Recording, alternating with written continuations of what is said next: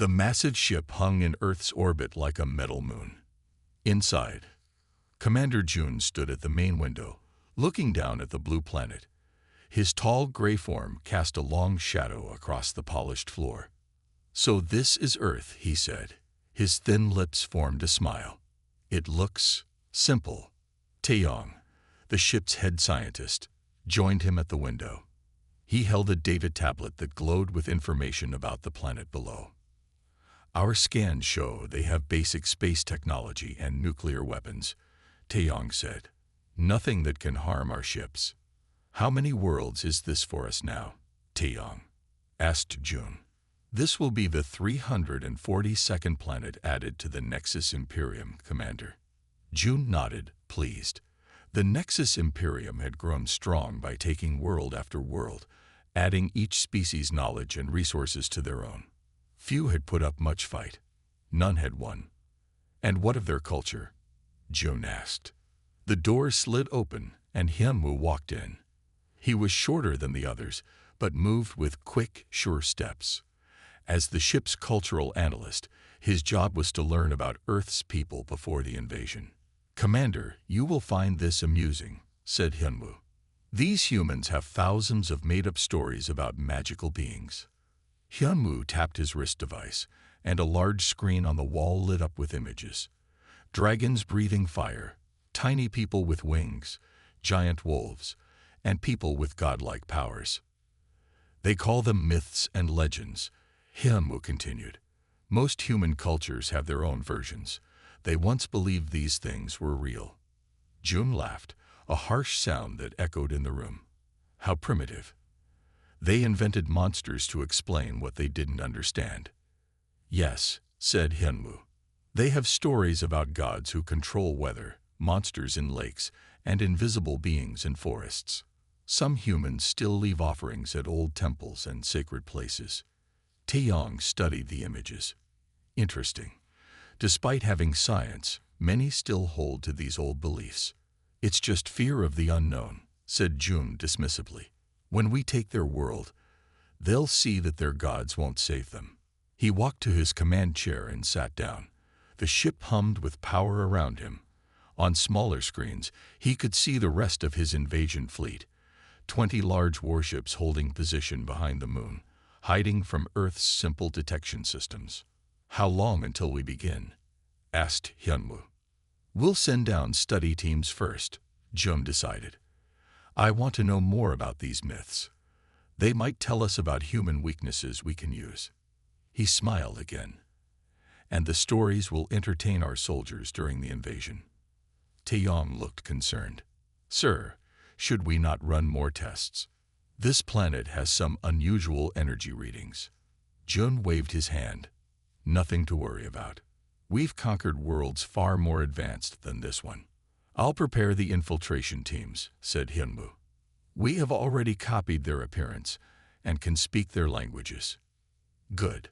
Send Minji's team first," ordered Jun. "She's our best at blending in with native species." As his officers left to carry out his orders, Jun remained at the window. The planet turned slowly below him, unaware of what was coming. Soon, Earth would be just another conquered world in the Nexus Imperium. Its people would serve new masters. Its resources would fuel their ships. And its silly stories about gods and monsters would be nothing but jokes told among the conquerors. On the screen behind him, the image of a dragon breathing fire flickered. For just a moment, its eyes seemed to look directly at June. Then the image changed to something else, and the feeling passed. Outside, as Earth turned, the first small scout ships detached from the mother vessel and began their silent descent toward the unsuspecting planet below. Minji stepped out of the small coffee shop, holding a cup in her hand. She looked human in every way. Dark hair cut to her shoulders, wearing simple clothes that helped her blend in. No one would guess she was from a distant world. "Humans make good drinks, I'll give them that," she said to Dongyun, who walked beside her. Dongyun grunted. Unlike Minji, who found humans interesting, he saw their planet as just another conquest. "We're not here for coffee. We need to collect their silly stories." The university library is this way, said Seojin, checking a map on his device. The youngest member of their team, Seojin was eager and curious about everything on Earth. They walked across the university campus, looking like normal visitors. Their skin suits were perfect copies of human bodies, hiding their gray alien forms underneath. Special implants let them speak and understand all Earth languages. Inside the library, Minji looked up at the tall shelves filled with books. So much paper, she said. Most worlds we conquer have moved beyond physical books. Primitive, Dongyan muttered. Seojin was already pulling books from shelves. Look at this. They have whole sections on mythology and folklore. Greek gods, Norse legends, Asian dragons, African spirits. Minji picked up a heavy book titled World Mythology. She flipped through pages of colorful pictures showing strange creatures and powerful beings. Commander Jun wants us to collect these stories from all cultures. He thinks they'll show human weaknesses, or just give everyone a good laugh, Dongyan said with a smirk. They spent hours scanning books with their hidden devices. Each scan was sent directly to the ship. After the library, they visited museums and cultural centers across the city. At each place, Seojin grew more fascinated. Have you noticed something strange? He asked as they sat in a park, pretending to eat lunch. These myths from different parts of Earth, they have similar patterns. All primitive species create myths, said Dongyan. It means nothing. But why do cultures that never met each other tell stories about the same types of beings? Seojin insisted. Dragons appear in China, Europe, and South America. Small magical people show up in Ireland, Philippines, and Africa. Most cultures have shapeshifters. Minji looked thoughtful. That is interesting. Maybe humans shared these stories as they spread across their world. Or maybe they all made up the same lies to explain lightning and earthquakes. Dongyan said. Enough talk. We need to interview some humans directly. The next day, they visited an elderly man who taught mythology at the university. His small office was filled with strange objects, masks, statues, and old books. Thank you for meeting with us, Professor, said Minji. We're researching folklore for an international project. The old professor smiled, always happy to share the old stories. They contain more truth than most people believe. Truth. Dongyan couldn't hide his disbelief. You mean you think these monsters were real? I didn't say that, the professor replied calmly. But consider this. Why do humans everywhere feel watched in deep forests? Why do we sense things moving just out of sight? Why do certain places make everyone feel uneasy? Seojin leaned forward, interested. What are you suggesting? The professor placed an ancient stone carving on his desk. It showed a strange, twisted figure with many eyes. Perhaps the myths aren't about what was, he said quietly. But what still is? Outside the window, a bird landed on a branch. It watched the aliens with unusual focus, its head tilting as though listening.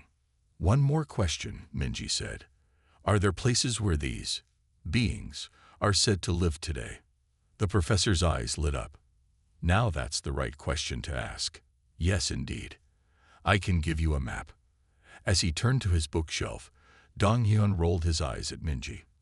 But Seojin stared at the bird outside, which hadn't moved or blinked once since landing.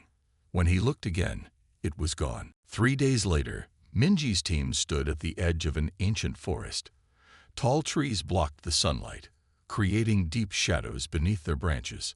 According to the professor's map, this forest was home to what locals called the hidden folk. Our orders are to place scanning devices in all these so-called magical places, said Minji, checking her equipment. Donghyun looked at the dark trees with distaste.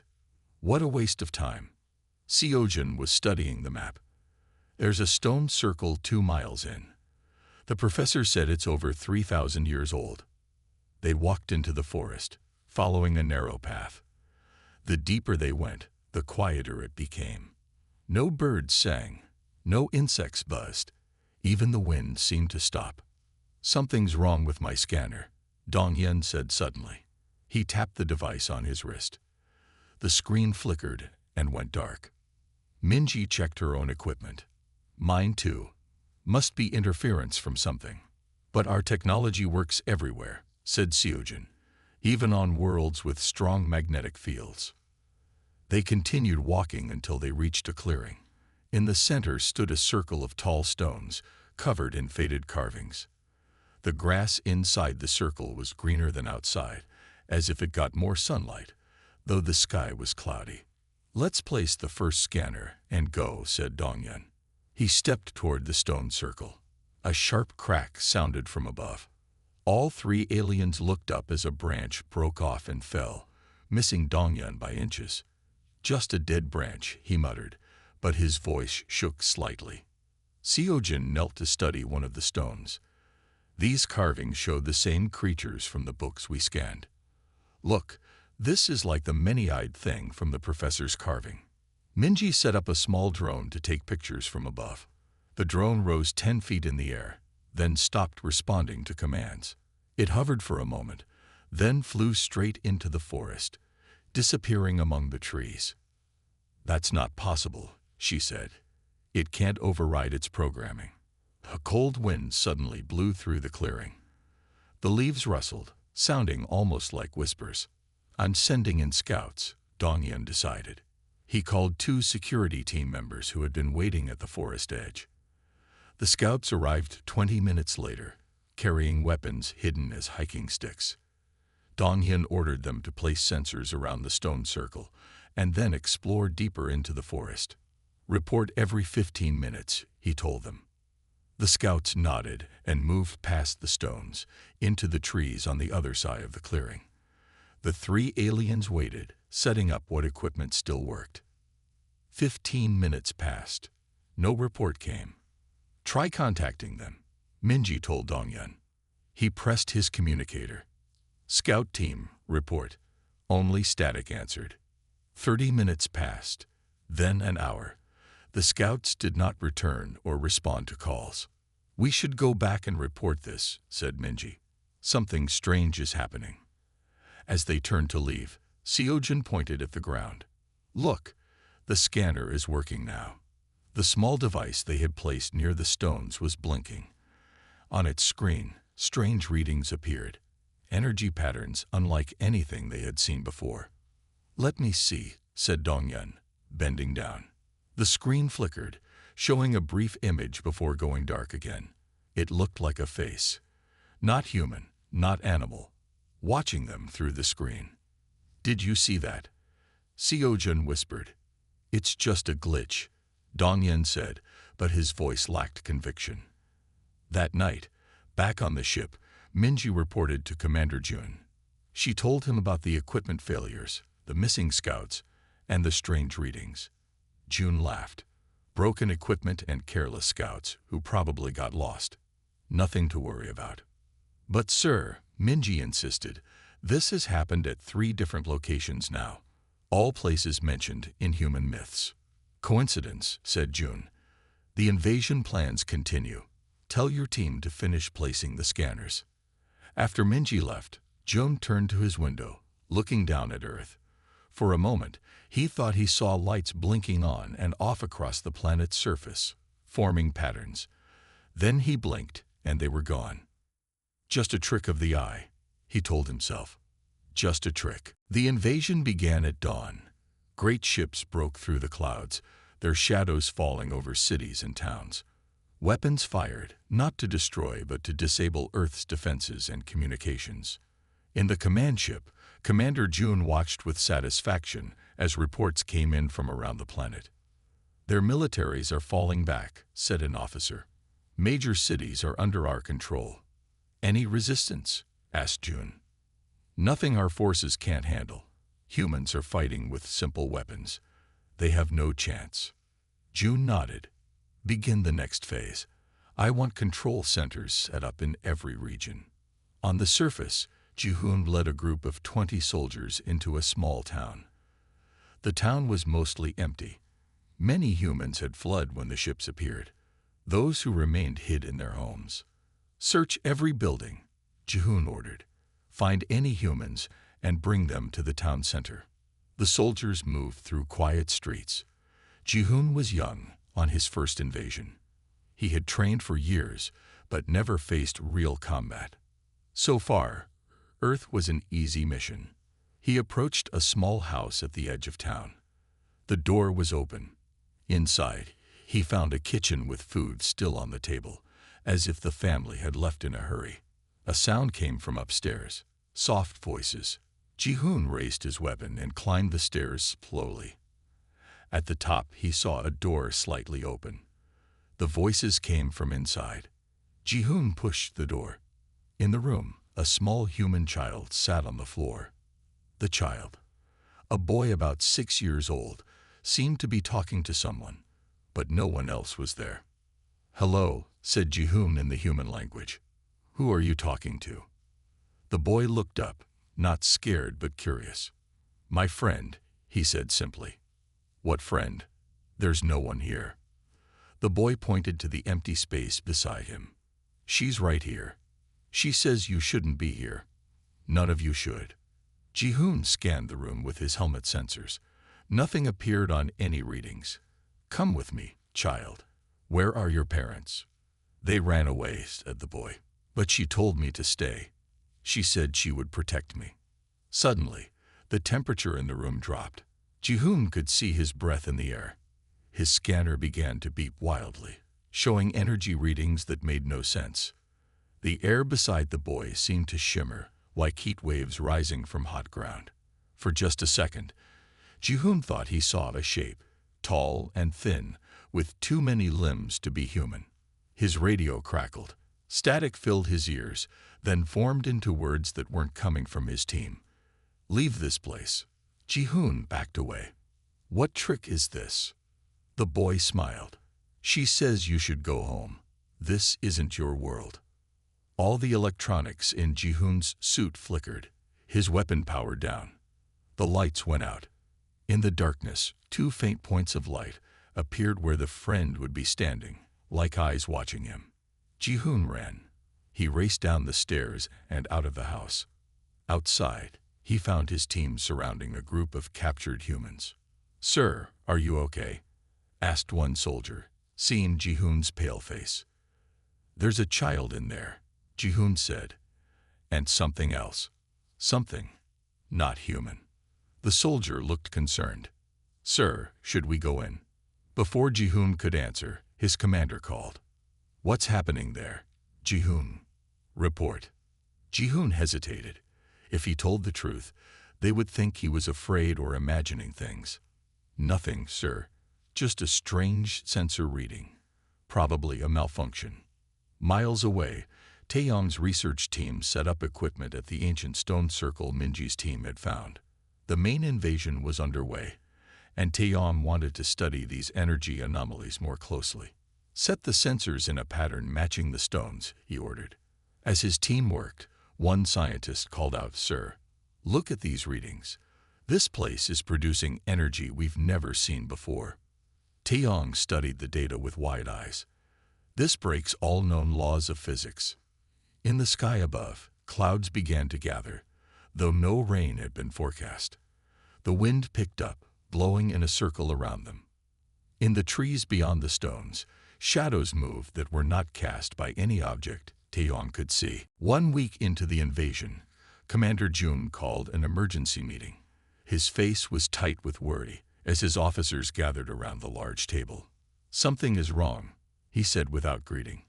"Our forces are reporting strange events all over the planet." Hyun-woo pulled up a map on the main screen. Red dots appeared across Earth's surface.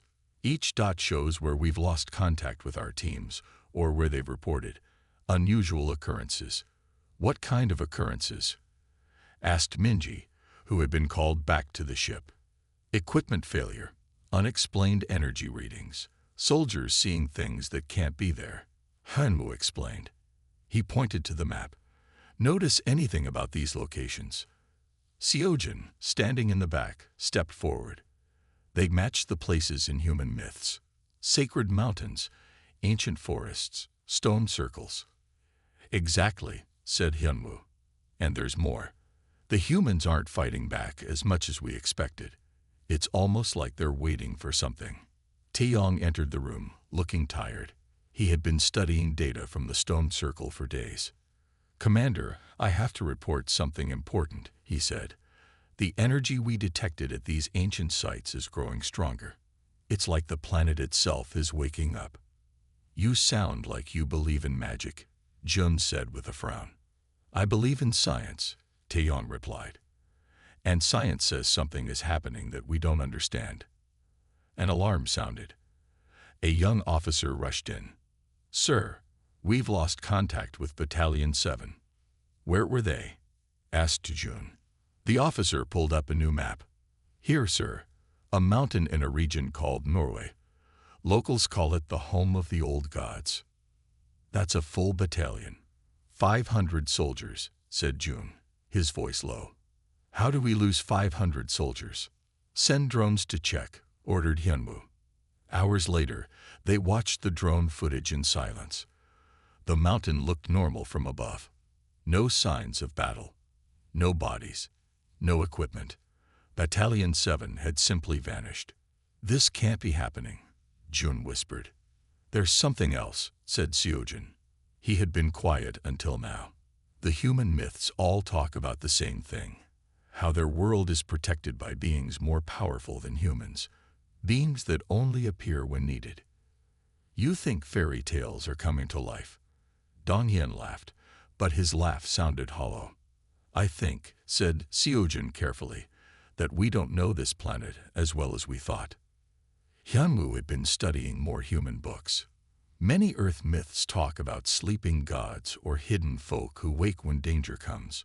What if our invasion is that danger? Jun stood up suddenly. "Enough. We are the Nexus Imperium. We have conquered hundreds of worlds. We will not be scared by human stories and a few strange readings." Just then, the ship shook, lights flickered. The main screen filled with static. "What was that?" demanded Jun. "Unknown, sir," said a technician. "It felt like the ship was hit, but our shields show no impact." The static on the screen began to form a pattern. Not random noise, but a shape. It looked like a face, huge and not quite human. Eyes opened in the static, staring out at them. Everyone in the room froze. A voice came through all speakers at once, speaking in a language none of them knew. Yet somehow, they all understood. "You have awakened what was sleeping. You have disturbed what was hidden. The old pact is broken." The face disappeared. The static cleared, but the ship continued to shake. "Sir," said Hyunwoo, looking at new data pouring in, "we're getting reports from all over Earth. Ancient sites are activating. Energy levels are off the charts. Outside the ship's windows, the stars seemed to shift. When Jun looked closer, he realized it wasn't the stars moving. It was the space between them. "Get me all commanders," Jun ordered, his voice steady despite his fear. "Full alert. We may not be the only ones invading Earth today." Seojin didn't sleep that night. While other officers rested, he stayed in the ship's data room, surrounded by screens showing information about Earth. Reports kept coming in. More missing soldiers, equipment that worked perfectly on hundreds of other worlds suddenly failing, strange sightings that made no sense. He pulled up everything they had collected about human myths. There had to be a pattern, a truth hiding in these stories. Still working, Minji entered the room, carrying 2 cups of hot liquid. Seojin nodded, taking the cup she offered. "There's something we're missing. Something important." "Commander Jun thinks it's just Earth's magnetic field affecting our equipment," Minji said. "And the missing soldiers. The voices are people here. The faces in the static." Seojin shook his head. "No, there's more happening."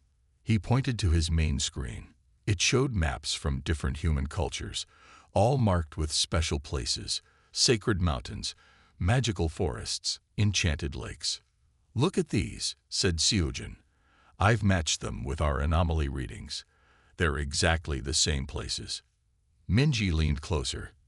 "That could be coincidence. Maybe. But what if it's not?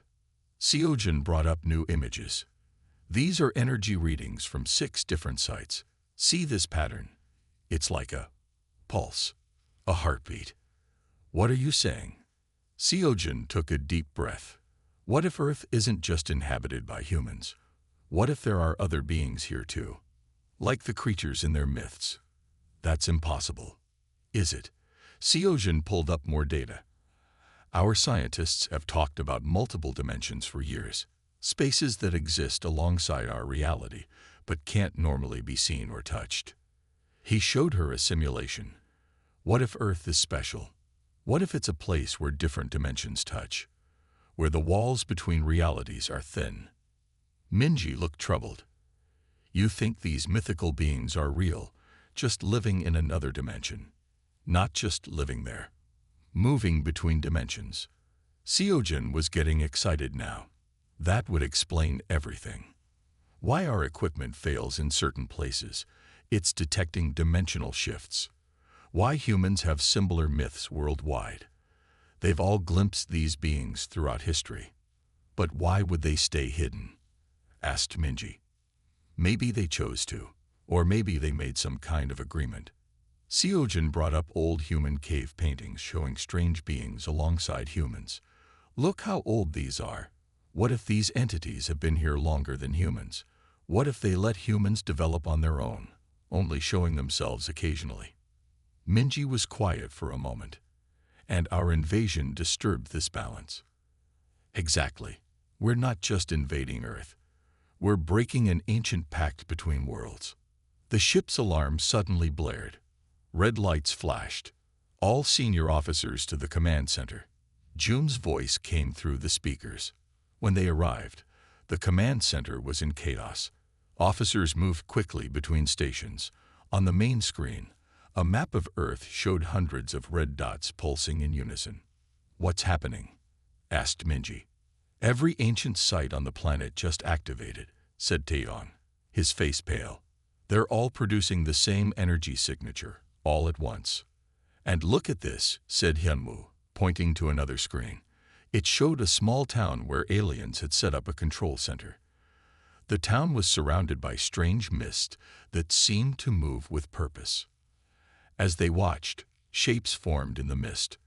Tall figures with flowing forms, neither solid nor gas. Our soldiers are reporting similar phenomena worldwide, said Hyunwoo. They're appearing everywhere, near every control center we've established. Commander Jun stood silent, watching the screens. For the first time since Seojin had known him, the commander looked afraid. Sir, said Seojin, I think I know what's happening. He quickly explained his theory about dimensional beings. Jun listened without interrupting. When Seojin finished, the commander was quiet for a long moment. If you're right, he finally said, then we haven't just invaded a planet. No, sir, said Seojin. We've invaded many worlds at once, and they're all waking up. Commander Jun sat across from 5 human leaders in a large meeting room. The humans had asked for this meeting, claiming they wanted to discuss surrender terms. Jun had agreed, seeing it as a chance to end the growing problems his forces faced. The room was in a tall building in what humans called New York. Outside the windows, Jun's ships floated in the sky, a reminder of his power. Your resistance is pointless, Jun told the humans. The Nexus Imperium has conquered hundreds of worlds. Earth will join them. A gray-haired human woman spoke calmly. We are not here to surrender, Commander. We are here to warn you. Jun laughed. Warn me. Your weapons cannot harm our ships. Not our weapons, said an older man. There are powers on Earth older than humanity. You have awakened them. Minji and Seojin stood behind Jun. They exchanged worried looks. More myths and legends, said Jun, but his voice lacked its usual confidence. You've seen them already, said another human. The mist beings, the voices, the missing soldiers. That's just the beginning. Before Jun could answer, the air in the center of the room began to shimmer. The temperature dropped suddenly. All electronics in the room, lights, screens, Even the aliens' weapons flickered and went dark. In the dimness, something took shape. It started as a point of light, then grew and spread until it formed a tall figure that glowed from within. It had a human-like shape, but its edges were not clear, as if it wasn't fully in the room with them. The humans did not look surprised. They bowed their heads slightly to the glowing figure. "What trick is this?" demanded Jun, standing up quickly. The being turned toward him. It had no face, just points of light where eyes might be. When it spoke, the words seemed to form directly in Jun's mind. "No trick, commander of the Star Travelers. I am real, as are all my kind."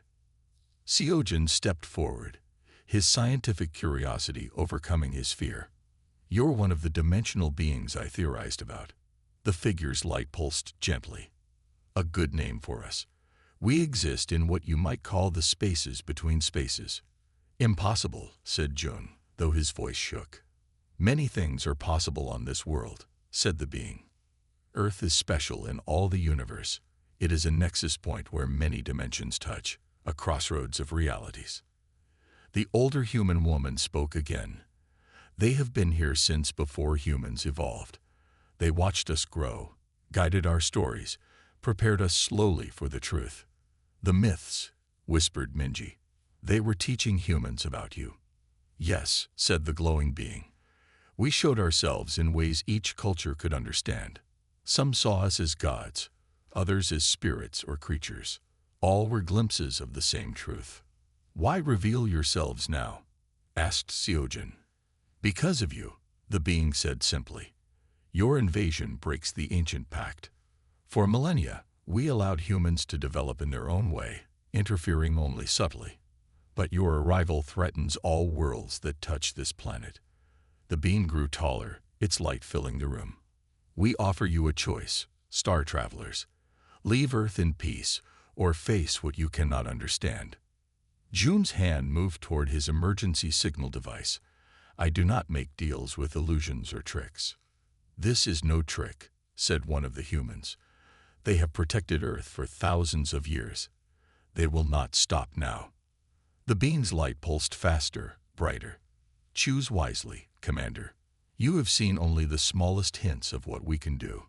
Images flashed in everyone's minds. Ancient forests where shadows moved between trees, deep oceans where massive shapes glided, mountain peaks where the air itself took form and fought. "You have one day to decide," said the being, its form already fading. "One day to choose between peace and something you cannot imagine." As the light dimmed, the being's final words echoed in their minds. "We have walked between worlds since before your ancestors left their home planet. We are what humans call gods, monsters, spirits. Fa. We are many and we are one. And this world is under our protection." The light vanished. Electronics hummed back to life. In the sudden brightness, Jun stood frozen, staring at the empty space where the being had been. For the first time in his long career of conquest, Commander Jun was speechless. Back on his command ship, Jun paced the floor. His officers watched nervously. No one had ever seen their commander so unsure. "It was a trick," Jun said finally. "Some human technology we don't understand yet." "Sir," said Taeyong gently, "our sensors detected energy unlike anything in our records. That was no human trick." Jun stopped pacing. His face hardened. "I will not surrender to glowing lights and mind games.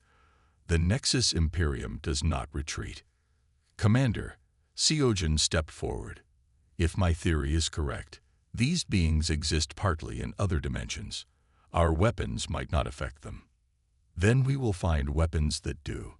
Jun slammed his fist on the table. "Prepare all ships for full attack. Target every site showing energy readings. I want those ancient places destroyed." Minji and Seojin exchanged worried looks as officers rushed to carry out orders. "You're making a mistake," Minji said quietly. Jun turned to her. "The mistake would be showing weakness. We attack at dawn." As the sun rose over Earth the next day, 20 massive warships moved into position. Smaller fighters flew below them, targeting ancient sites around the planet. "All ships report ready," Commander, said an officer. June stood tall, his moment of doubt gone. "Begin the attack." On screens around the command center, they watched as the first energy beams struck Earth. A stone circle in a green field exploded into dust. An ancient temple on a mountain crumbled. A sacred lake boiled and steamed. For a moment, nothing happened. June smiled. Then the air above each destroyed site began to ripple, like fabric tearing. The ripples spread, growing larger, connecting with each other. "Sir," called a technician, "energy readings are off the charts." The tears in the air widened. Through them came shapes and forms that shouldn't exist, creatures from human myths suddenly made real. Great winged serpents that humans called dragons poured from a tear above Asia, their scales shimmering with power. They flew straight for the alien ships, breathing not fire, but pure energy that disrupted ship systems on contact.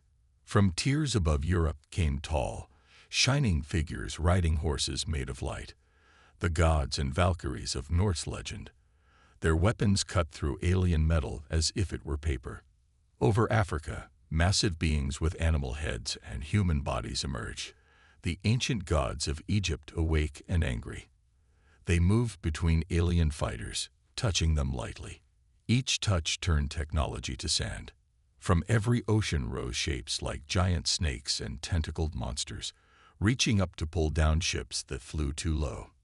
"This is impossible," shouted June as reports of damage flooded in. "Sir, we've lost contact with the Eastern Fleet," an officer called. On one screen, they watched as a small alien base was surrounded by tiny lights, hundreds of small winged beings that humans called fairies. Wherever the lights touched, machines stopped working. Alien weapons turned to flowers in soldiers' hands. "Full retreat," June ordered. "All ships, pull back." But it was too late. The dimensional barriers across Earth had broken completely. Beings from 1,000 human myths now moved freely in the physical world. A ship near June's command vessel was enveloped in a golden mist. When the mist cleared, the ship was simply gone. "Commander," said Hyunwoo, "we're receiving a message from Earth." On the main screen appeared the glowing being from the meeting. "You chose war," it said simply. "Now face what you awakened." The screen went dark. Around them, more ships vanished or fell from the sky. "Sir," said Minji, "several of our people on Earth are reporting something strange. The beings are sparing them." "What? Why?" asked June. "Those who showed respect for human culture, those who questioned the invasion, they're being protected." June looked out the window at Earth, where tears and reality continued to spread across the sky. He had laughed at human myths. Now those myths had come to life and were destroying his fleet. The mighty Nexus Imperium, conqueror of hundreds of worlds, was losing its first war. 3 days after the battle, what remained of the once mighty invasion fleet hung in space near Earth's moon. Only 5 ships had survived, damaged but functional. Thousands of alien soldiers were missing. Hundreds more had been stranded on Earth's surface. In a large white room with no clear walls or ceiling, Commander June stood with Minji, Taedong, Seojin, and Hyunwoo. They were not prisoners, but they were not free to leave either. Around them, beings from human mythology moved and shifted. Some looked almost human. Others had no fixed shape at all. Light and shadow flowed through the space like living things. "I was wrong," June said quietly to his officers. "I was too proud to see the truth." Before anyone could respond, the air in front of them shimmered. The glowing being appeared, now joined by others. A tall figure with the head of a bird. A woman whose skin seemed made of tree bark. A small creature with too many limbs and eyes like stars. "The Council of Guardians will speak with you now," said the glowing being. The woman made of bark stepped forward. When she spoke, her voice sounded like rustling leaves. "For millions of years, Earth has been a special place in the galaxy," she said. "It is a nexus point where many dimensions touch and overlap. Few such places exist. The bird-headed figure continued. We were the first to discover this world. Later, others came from different dimensions. We made a pact to share this rare place, to protect it together. Then humans evolved, said the small, many-eyed being. Its voice was like bells. We watched them with interest. They were different from us, but special. They could sense the spaces between dimensions, though they could not see them clearly. We showed ourselves occasionally. The glowing being explained. We guided them gently. Their stories about us, their myths, were their way of understanding what they glimpsed. We hoped that one day humans would evolve enough to fully understand, said the tree woman, to join us as bridge builders between worlds. Seojin listened with growing excitement. Humans have a special ability. What do you mean? Their minds can comprehend multiple realities, said the bird-headed being. Most species can only perceive their own dimension. Humans can sense others, even if they lack the words to explain what they feel. Commander June stepped forward. I apologize for our attack. We did not understand. No, agreed the glowing being. You did not, but now you must. The space around them shifted. Suddenly, they stood in what seemed like a vast map of the galaxy.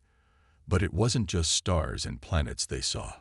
Layered over the physical galaxy were other patterns, other dimensions existing in the same space. Earth is here, said the tree woman, pointing to a spot where many dimensions overlap like pages in a book, one of very few nexus points in existence. We guardians protect these places, said the small being. They are precious beyond measure. The map faded. They were back in the White Room. We will allow you to return to your people, said the glowing being to June, but with a message. Earth is not to be conquered. It is to be respected as perhaps the most important nexus of consciousness in the galaxy.